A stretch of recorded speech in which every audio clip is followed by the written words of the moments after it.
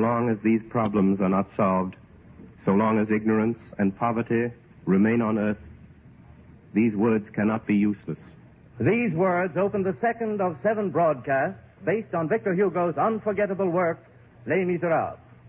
WOR and the Mutual Network present Orson Welles, distinguished young author, actor, and director, in an adaptation of this novel which he has made especially for radio. Mr. Welles plays the role of Jean Valjean, and he is also heard reading from the book itself as he binds together the dramatic action. Each broadcast unfolds a moving chapter in the progress of Valjean. Last week, we pictured the meeting of Jean Valjean with the bishop and the regeneration of his tormented soul. Les Misérables, Part 2, the episode which is called Javert.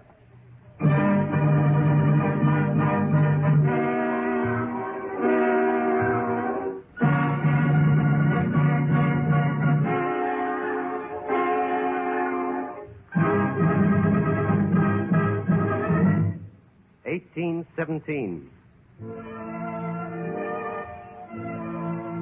Napoleon was at St. Helena. A thing which smoked and clacked on the Seine went and came beneath the windows of the Tuileries.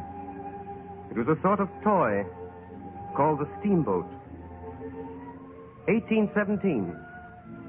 It was in this year that 4 young gentlemen of Paris played a joke on their sweethearts.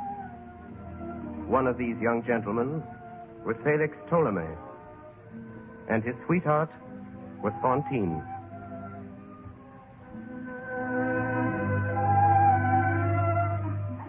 Excuse me, please, ladies. Yes? What is it? It's something your gentleman left for you. Well, there's no address. See what's written on it, Fantine. It says, "This is the surprise." What's inside? Just a moment. Sweetheart, at the moment when you read this, 4 mettlesome horses will be bearing us back to our mammas and papas. We are returning to society, to duty, and to order on a full trot at the rate of 3 leagues an hour. Mourn for us rapidly and replace us speedily. Adieu. Signed Blancherie, Famille Listolet, and Felix Ptolemy. P.S. The dinner is paid for.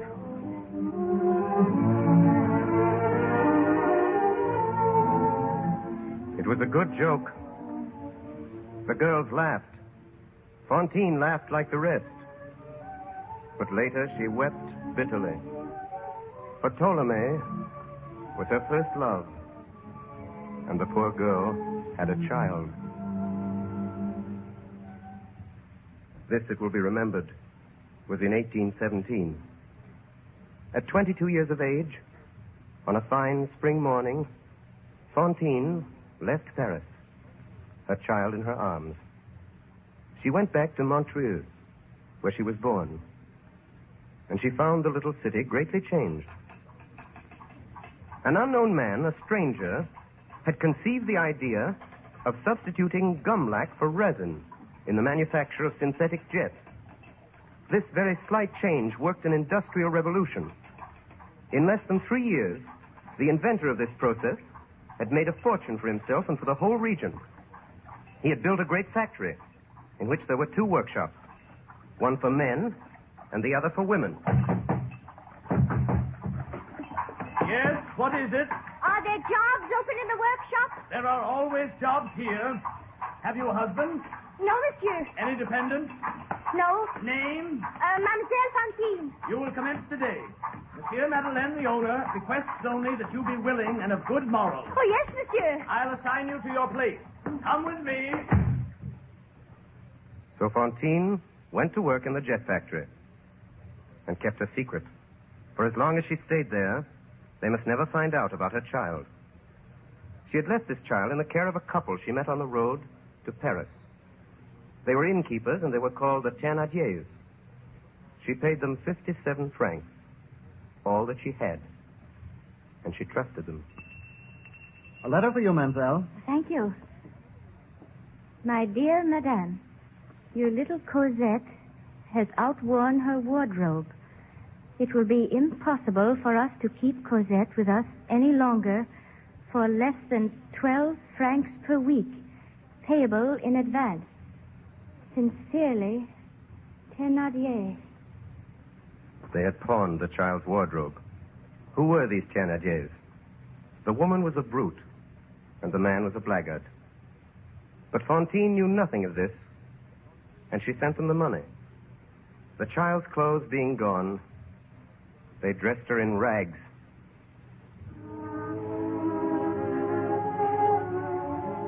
And they fed her on scraps, little better than a dog, and a little worse than the cat. They put her to work. She was made to run errands, to sweep the rooms and the yard and the street. In the village, they called this little child the lark. This tiny being no larger than a bird, trembling, frightened and shivering, awake each morning, first of all in the house and in the village, and always on the street or the fields before dawn. But the poor lark never sang.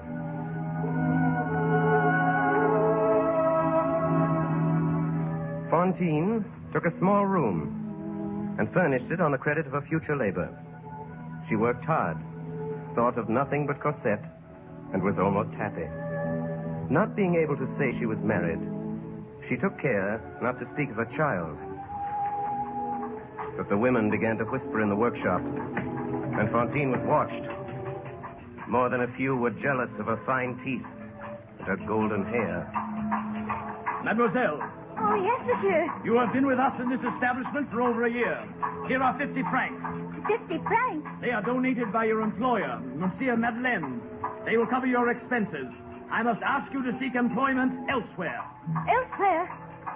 What do you mean? Mademoiselle, the existence of your child has been revealed to us. Good day, mademoiselle. Fantine offered herself as a servant, but nobody wanted her. She began to make coarse shirts for the soldiers. For 12 sous, she sewed 17 hours a day, but her creditors gave her no rest. How could she pay? She couldn't. How could she live? She learned. She learned from an old woman who sewed with her, named Marguerite. We who have grown old in privation can extract much from a sou.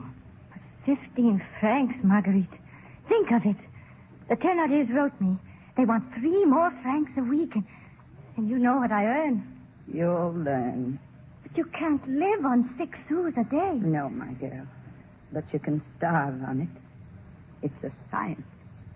Summer passed away, and winter returned. Short days and less work. In winter, there is no heat, no light, no moon. Evening touches morning. The whole day is a cave, and the sun is a pauper. Madame Fantine, Cosette is sick of an epidemic disease, a military fever. She must have medicine, and drugs are dear. Unless you send us 40 francs within a week, the little one will die. Sincerely, Thénardier.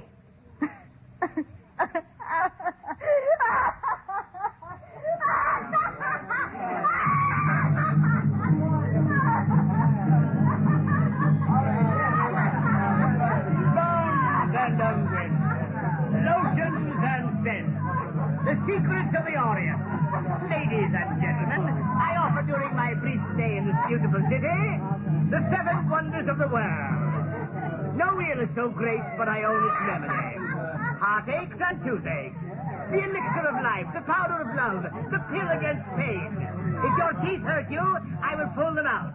Would you look beautiful, I will put them in. I have whole sets of teeth complete for your pleasure. Pearly teeth. Teeth for any mouth.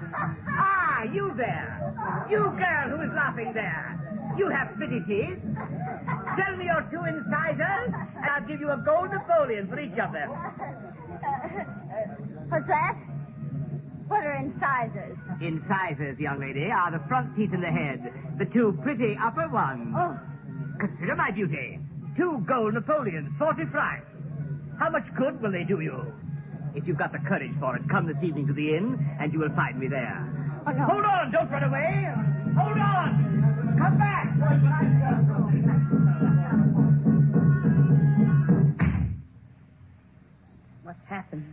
God help me. Well, where have you been? In the square.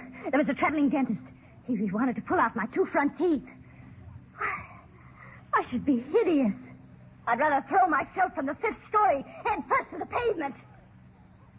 He told me he'd wait for me at the inn. What was it he offered you? 2 Napoleons. That's 40 francs. Yes. 40 francs. They shouldn't allow it. Marguerite, what does it mean?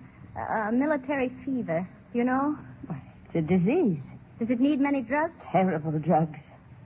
How does it come on you? Comes in a moment. Does it attack children? Do they die of it? He told me to wait for him at the inn. The next morning, when the old woman went into Fantine's chamber before daybreak, for they always worked together and so made 1 candle do for 2, she found Fantine sitting there on the couch. She had not been to bed. Her cap had fallen in her lap. The candle had been left to burn, and it was almost gone. The old woman looked at her. What's happened now? Cosette won't die of that sickness for lack of drugs. Look there on the table. 2 gold Napoleons. A fortune. Where'd you get them? I got them.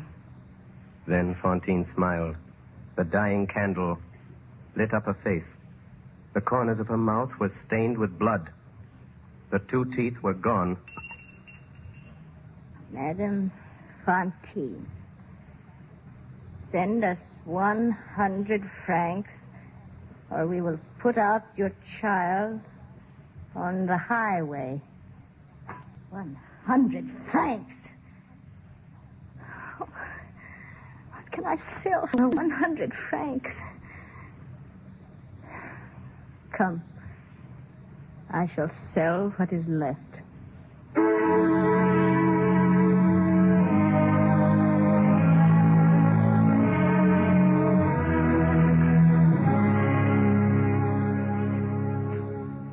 What is the history of France? It is society buying a slave. From whom? From misery. A soul for a bit of bread.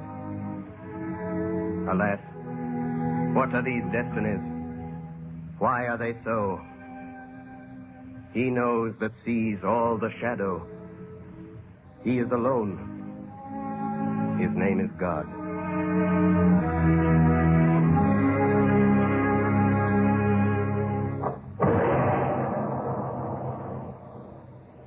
Monsieur Madeleine was well loved in the village. But sometimes, when he passed along the street, calm, affectionate, followed by the benedictions of all, it happened that a tall man, wearing a flat hat and an iron gray coat, and armed with a stout cane, would turn round abruptly and follow him with his eyes until he disappeared. This man was one of the police. His name was Javert. The peasants of Asturias believe that in every litter of wolves there is one dog which is killed by the mother, lest on growing it should devour the others. Give a human face to this dog son of a wolf, and you will have Javert. This man laughed rarely and terribly, and around his nose there was a wrinkle as broad and wild as the muzzle of a fallow deer. Javert was an eye, always fixed upon Madeleine.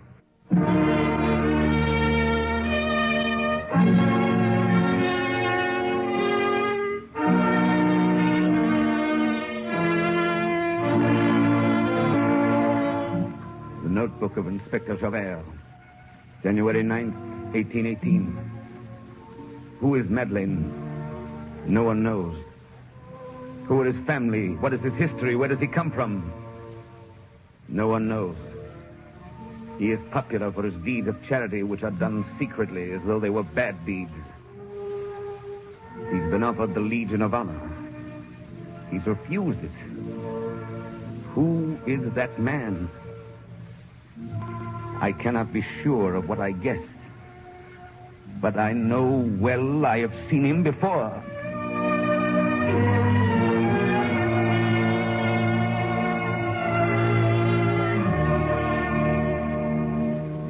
April 10th, 1820.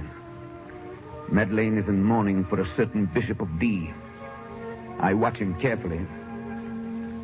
His speech is more mannerly, and his accent more refined than it was when I first came to the city. He walks strangely, with one foot dragging. He knows I am watching him.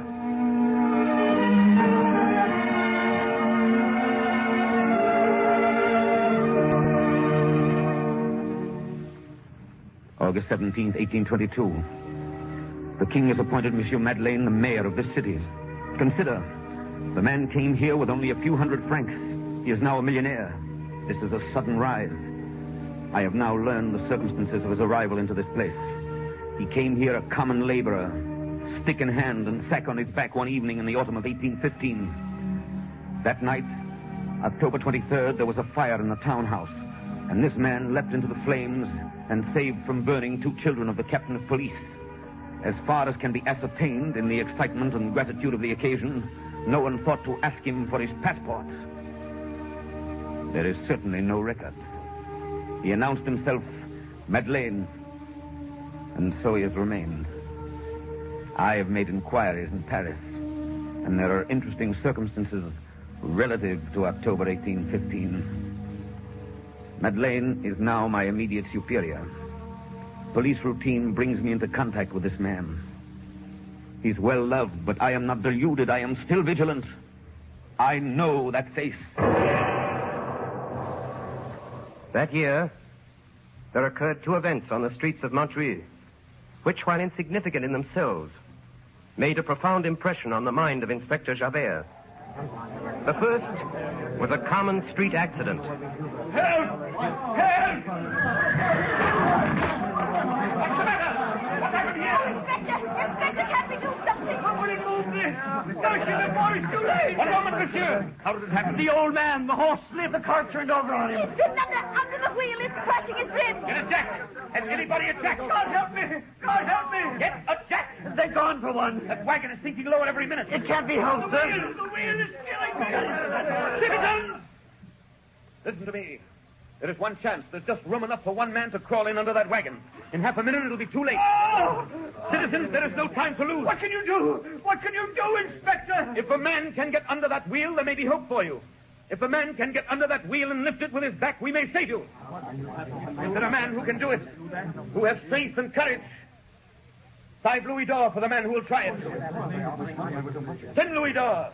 10 louis d'or. He must be a terrible man who can raise a wagon like that on his back. My ribs are breaking a jack. Anything. Oh! Let me by!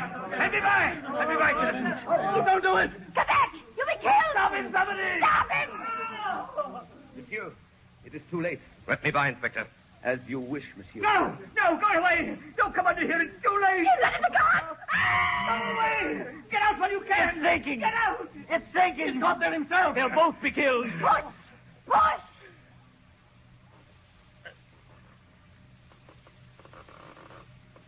It's lifting. Push. Push. Push.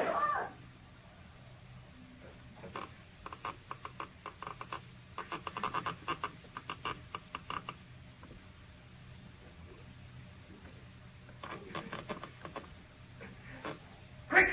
Quick, all together! It's moving! You're God, monsieur. That's what you are, God. Monsieur, you are a brave man. Thank you, Inspector. In all my life, I have known only one man capable of doing what I have just seen you do. He was a convict in the galleys at Toulon. Good day, Inspector. Good day, Monsieur Madeleine. That was the first incident. The second to impress Inspector Javert of the police took place on an evening in January, 5 months later. It was snowing. A woman, a rueful, bedizened spectre, her shoulders bare in a gaudy ballroom dress, stood waiting in the street before the door of the officer's cafe. A well-dressed idler, was amusing himself tormenting this woman. Well, aren't you the ugly one? Oh, smoking tonight. All right, your haughtiness. Turn your back on me. You'll pay for it. Little snow will be good medicine. Down your shoulder blades like this. The girl, screaming with rage, turned on him and buried her nails in his face, using the most frightful words that ever fell from the off-scouring of a guardhouse. A large crowd formed about them. The man, hatless, defending himself. The woman, kicking and striking, shrieking, toothless, and without hair, livid with anger and hideous. Suddenly, a tall man advanced quickly from the crowd and seized her by her muddy satin waist. Their tormentor stole away. The woman turned pale with horror. She recognized Javert. Stop. Go home, all of you. It is not permitted that crowds form on the streets. Gentlemen, disperse. Young woman, I must take you to prison. Come with me. To prison? To prison? Oh, no, monsieur. What is your name? Fantine. I have a good memory. This time it's 6 months. 6 months? 6 months in prison? Oh, no. No, I must earn money. I still owe 100 francs to the Thénardier. I must ask you not to cause a disturbance. Oh, Monsieur Javert, please. I swear to you by the good God, I was not in the wrong. Have they the right to throw snow down our backs? He said you're ugly. You've no teeth. I know I've no teeth, but I didn't do anything. No? What of his hat in the snow? Well, I did wrong to spoil his hat, but you can't imprison me for that. I must pay 100 francs or they'll turn out my Cosette. She's such a little one. They would put out in the highway in the very heart of winter. If she were older, she could earn a living, but she's not yet sick. Come along. I've heard your story. You have 6 months. Oh, mercy, no! Up, you fool! Do I have to drag you? One moment, if you please. Let me help you. Citizen, I warn you, don't obstruct the course of justice. There, mademoiselle. You'll be all right. This is insolence. Who are you? My name is Madeleine. The mayor. Your pardon, monsieur. I didn't recognize you in the shadow. The mayor? Madeleine? Is this the famous Madeleine? Take care, woman. Monsieur Javert. Think of it. He's the cause of it all. He turned me away from his factory on account of some stories they told about me in the workshop. Stories about me, lies. You see how it happened? He did this to me. I'm sorry, monsieur. This will add to her sentence. That's all right, Inspector. Set the woman at liberty. What did you say, monsieur? Set the woman at liberty. At liberty? What? You mean I can go? I'm free? I don't understand. Who said that? It wasn't the mayor. It couldn't be. Was it you, Monsieur Javert? You forgiven me? I did stamp on the gentleman's hat, but he spoiled my whole dress in the snow. We women, we have only one dress for the evening. Mademoiselle, how much did you say that you owed? I said nothing to you. You came here to scare me. I'm not scared of you. I'm scared of Javert. Only tonight it hurt me. I'm not very well. I cough. There's something in my chest that burns. Here, stop. Here, give me a hand. Now, don't be afraid to feel how hot it is. Let's go, woman. You're drunk. Officers! The inspector says you must release me. I'm going. Sergeant, detain this woman. Who told you to let her go? I did, Inspector. Your Honor, that cannot be done. And why not? This woman has insulted a citizen. I have learned the circumstances. It was the citizen who did wrong. She has also insulted the mayor. I can do what I please about that. Your pardon, monsieur, but you cannot. The insult does not rest with you. It rests with justice. Inspector, the highest justice is conscience. I have heard this woman. Content yourself with obeying. I obey my duty, monsieur. I am sorry to resist the matter you speak of belongs to the municipal police. But, monsieur... I refer you to Article 81 of the law of December 19th, 1799, on the subject of legal imprisonment. You're well acquainted with the criminal code, monsieur, but if you will permit... You may go, Inspector. However, monsieur... You may go, Inspector. Yes, monsieur. Sergeant. Come, mademoiselle. It is cold. I don't understand. Monsieur Javert has gone. Yes. Yes, he's gone. Don't be frightened. I'm sorry. I didn't know all your story. I never knew you'd left my workshop. I'll make it up to you now. Make it up to me? Yes, Fantine. And don't cry. I'll take care of your debts my daughter. My Cosette. You shall go to her, and she shall come to live with you. You mean that, Monsieur Madeleine? You swear it? On my word of honor. Oh, Monsieur. I am not a bad woman. Listen to me, Fantine. If all you say is true, and I do not doubt it, you have never ceased to be virtuous and holy. That same night, Javert wrote a letter To the Prefect of Police, Paris. Monsieur, I wish to report that a certain face has always been familiar to me. Tonight, I placed it. I have further conclusive evidence. Monsieur Madeleine, the mayor of Montreuil, is wanted by the police for robbery. He is a second offender, being an ex-convict. He is the old galley slave, Jean Valjean. Signed by the Inspector of Police, Javert.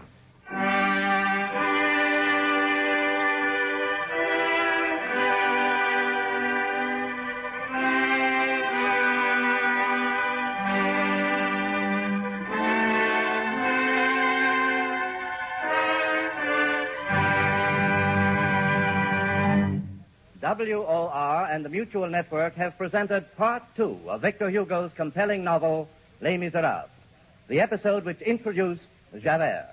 Orson Welles played the role of Jean Valjean and also read the narrative passages of the presentation which he has created especially for radio.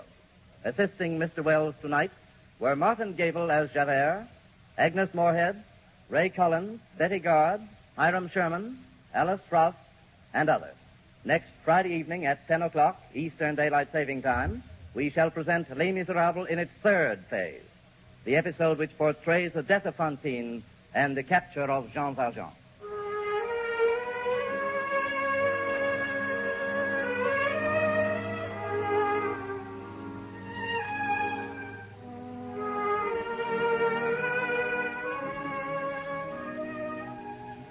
This is the Coast-to-Coast network of the Mutual Broadcasting System.